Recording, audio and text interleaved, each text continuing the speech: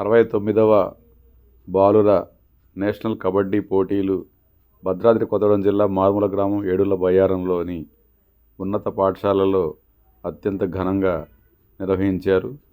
7 నుంచి 11 వరకు 5 రోజుల పాటు 28 రాష్ట్రాల జట్లు ఈ మారుమూల గ్రామానికి వచ్చి ఇక్కడ ఉన్నటువంటి ఏర్పాట్లను చూసి నిర్వాహకులను ఎంతో మెచ్చుకోవడం జరిగింది. వీటిని నిర్వహించింది కంది విశ్వభరత్ రెడ్డి గారు, బయ్యారం చెందినటువంటి ఎన్ఆర్ఐ. అదేవిధంగా పాఠశాల హెచ్ఎం నాగయ్య గారి సహకారంతో ఈ యొక్క పోటీలను అత్యంత ఘనంగా నిర్వహించారు.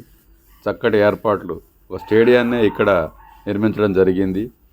ఎవరికి కూడా ఎటువంటి ఇబ్బంది లేకుండా అన్ని సౌకర్యాలు కూడా ఇక్కడ కల్పించడం జరిగింది. సుమారు ₹1,00,00,000 ఖర్చుతో చక్కని ఏర్పాట్లు చేయడం జరిగింది.